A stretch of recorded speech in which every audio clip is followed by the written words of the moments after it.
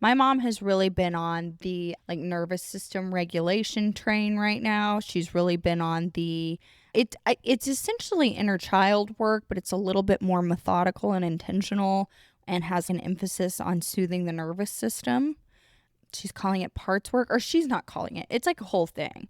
She's just like the one that usually brings my family these new ideas, and then she can tend to get really, really emotionally inflamed if you don't buy into them or listen to her in grave detail. All that being said, my mom is usually right about stuff, and that can emotionally inflame me sometimes because that can be really irritating. But she is right, and I have done some of this that she's suggested in the way that she's suggested, to the point that I'm even considering getting a coach on it, because really it makes sense to me. If your whole body, and all humans and animals of all types forever, if the whole goal of life is to survive long enough to procreate and then get that child into the next generation, like keep it safe until it can take care of itself, and then it can further the genetic makeup into their kids. You get it. So for survive, procreate is like the theme of humanhood and really all living things on earth. I really do believe that. And so if you have a dysregulated nervous system that perceives the world as unsafe, it would make sense that you would just need to re-soothe that, because a lot of times you get that programming when you're really little and your brain is underdeveloped and it can't actually make sound decisions on what is safe and what's not. It's like a little kid. It's, oh, I got scared of something when I was 7, and my 7-year-old brain made a decision that has kept me thinking that it's unsafe to do X, Y, or Z into adulthood. And so it does make sense to me to go back and rewrite some of the things. Like, as much as I love kids, you can't really be reliant on them to make sound decisions and give you solid life advice into your 20s and 30s and beyond, because kids they're just underdeveloped. My cousin has 2 beautiful babies, and I think they're wonderful and want to spend every minute with them that I possibly can. That being said, I don't really want them making decisions for me that are going to affect me on a great scale. I think they're awesome, but I'd probably be broke and broken within a week if I let them make all my choices. I just think that we don't realize how programmed we're becoming when we're little, because kids are so tough. Like, we're so resilient when we're growing up. Like, we don't register that things are damaging or dangerous or like mentally not a good idea for us to think about. I don't think that kids like register when they're being traumatized. We're just like, oh man, that was scary, and then we move on. It's not until you get a little older that you start going, oh, I think that was really effed up. Oh my God. I think that might be what's going on here. And it really does take some conscious effort to get through that. I will say too, it amazes me. And when I say amazes me, like, I'm genuinely fascinated by the people who really don't revisit stuff throughout the entirety of their life. That fascinates me. I've never understood that, because I've always known something's a little off for me personally. And I've always just had a focus on trying to understand how this played into that and that played into this, like in my personal life, and then also on a much more macro scale. I remember having a conversation with one of my boyfriends when I was like 21. And he had some very strong opinions about a lot of things, including like how women should wear their makeup and how women should dress and how men and women should interact. And I remember just casually bringing up, of course you would think that your mom and dad did that. And it was like he had never thought in his life that his upbringing had affected him as an adult. And he literally was like, do you really think that like that the way my parents did things makes a difference in how I'm doing things? And I was like, yeah, are you a real person? Of course. Really the only thing that affects your life as an adult is your childhood. Obviously, there are major traumas that adults go through, and divorce is a huge adult trauma. Loss and people passing away that are close to you, and even like business stress and relational infidelity can be like a major trauma in the brain, of course.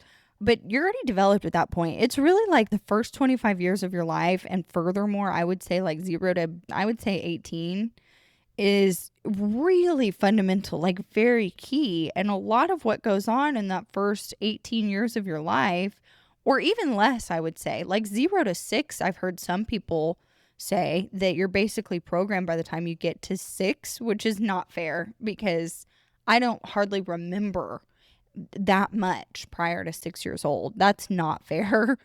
But yes, of course, everything that goes on in those fundamental key developmental years, yeah, that's going to affect you for the rest of your life. And then here's my question, like a rhetorical, not sure what the answer is yet. But my question is, if you are really consciously working on that and you're working through your stuff and working on yourself, can and will that get better?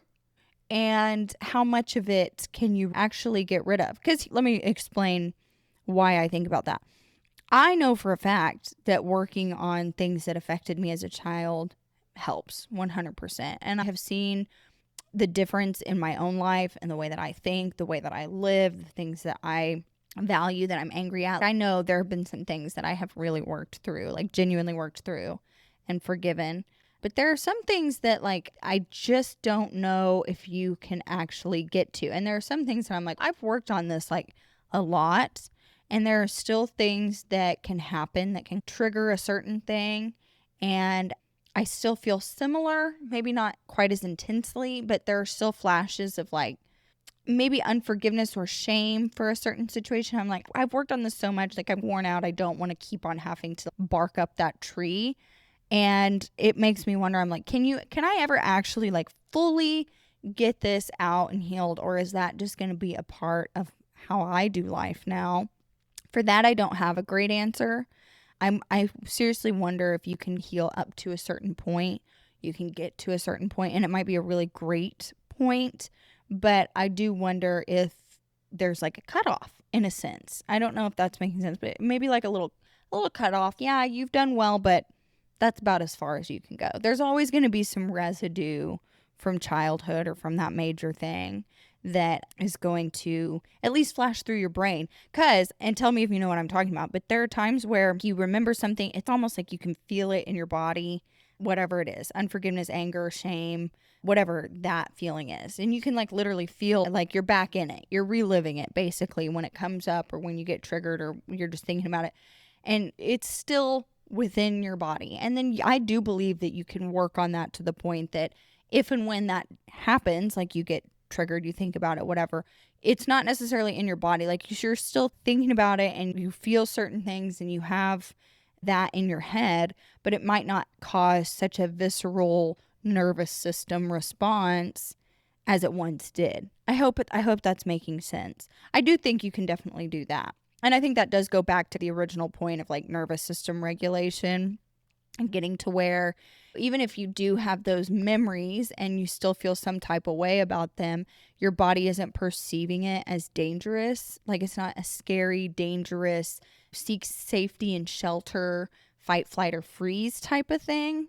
It might just be like a memory that kind of irritates you at times, an abrasive memory, but it doesn't make your whole body go into some kind of a biological response. I think that would be a good goal, at least to get to that point.